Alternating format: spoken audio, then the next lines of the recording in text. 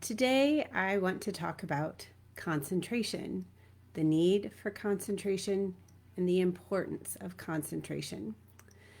So, I want you to, right now, as a caregiver, think about yourself. Think about a day where you have in mind the tasks you want to complete. Maybe it's at home and house chores you want to get done, or it's at work and things you would like to accomplish. And throughout the course of your day, you are interrupted with people coming in and talking to you and many distractions and that sense of frustration that you begin to feel. Well, children have those same sorts of feelings of frustration. So I want to address concentration, nurturing concentration. Maria Montessori understood the importance of concentration. In fact, it's one of the very first skills that we work on in the classroom indirectly through with the young children introducing the practical life area. The child is learning to nurture that sense of concentration and build that concentration.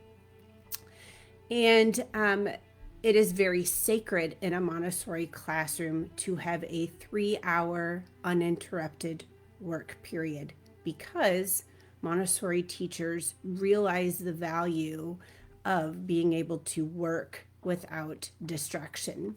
And in fact, when children are moving around the classroom, sometimes a child will have a sign that says, like, do not disturb me.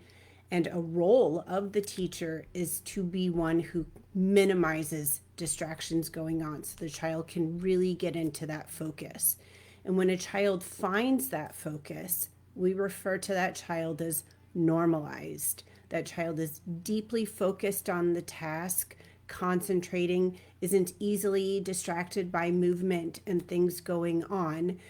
And when that happens, it isn't so much the materials that that is drawing the child's attention. It is the knowledge that is being derived from interacting with that material. And so bringing that to parenting, to how you can nurture concentration at your own home. And first, declutter your home environment. Distraction happens when there is a lot of stuff on the walls and there is stuff all around, especially in a playroom that has a lot of toys. It's overwhelming and overstimulating, and a child cannot choose and settle on a task. The other thing is when decluttering, that the things that you do keep out, the activities, try to have them more open-ended without just a single purpose of interaction with them, that there's different things that can be done. Another way to encourage concentration in your child is to allow your child to choose tasks, choose activities. Again, this would be with your guidance. So you're not going to let your child just do whatever they want, but within limits. And sometimes those limits are simply, as long as it's not dangerous and it's not endangering yourself or others, then you leave the child be. Once the child begins to concentrate, resist the urge to distract or interact or comment. Sometimes even a look at the child will destroy that concentration.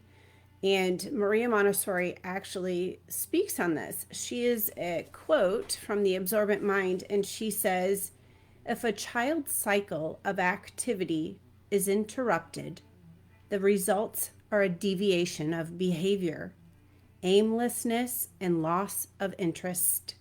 So whatever intelligent activity we witness in a child, even if it seems absurd to us, we must not interfere, for the child must be able to finish the cycle of activity on which his heart is set.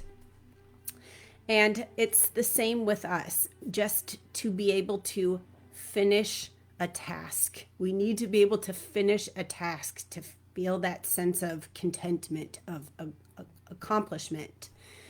There are times when you're observing your child and they're concentrating, there's a break, and a teacher will call that a false fatigue. If you just sit back and don't immediately try to entertain, engage, then the child will again find deep concentration in another task. So, again, limiting screen time. Actually, video games, TV shows are all set up to break up like interest levels into short little segments so that you're constantly being entertained and hooked. And that actually is something that breaks concentration. So if you can minimize the screen time, that is key. And lastly, when you start something, do it and finish it.